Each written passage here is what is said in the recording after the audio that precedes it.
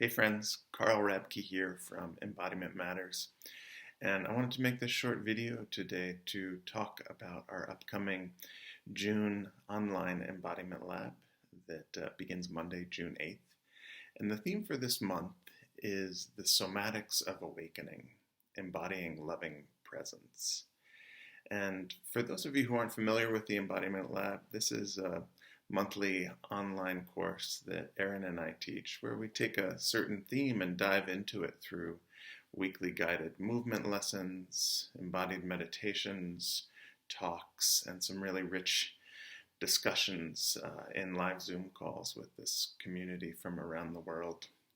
And this theme, this is probably one of the most central threads in our teaching and practice, is looking at this connection between what it is to wake up in this world and how that is connected to our embodiment, that our patterns of opening to a moment or closing or having freedom and choice and spontaneity or acting out of repetition and conditioning, that all these are connected to bodily gestures, what we're doing with our eyes and our attention, what we're doing with our breath, what's happening in our jaw. Are we making ourselves small? Are we inhabiting our full size? There's a line that we often quote from Zen teacher Scott Morrison, who says, "The whole teaching, the path of awakening and liberation, requires that we ask ourselves just this one fundamental question. Do I wish to live this moment with as much care, attention, and affection as possible, or am I going to do something else?"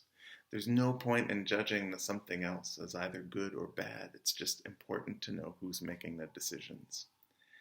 And so looking at from our soma, from our embodied presence, do we wish to greet this moment with as much care and attention and affection as possible, and how we can learn that through our movement. And I think there's also something important about looking at waking up in these particular times, in this moment, in early June of 2020, when we're 3+ months into pandemic and social isolation, when there is so much uprising and grief and anger about institutionalized racism in this country, when we're in a place with looming climate crisis, current climate crisis.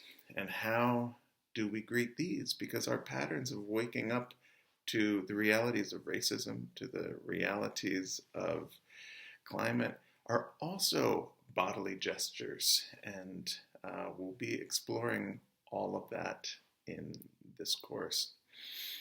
I want to close with another favorite line from a Mary Oliver poem from To Begin With the Sweetgrass, and she closes with this concise description, for what I think is a concise description of the path, which is: first, love yourself, then forget it, then love the world.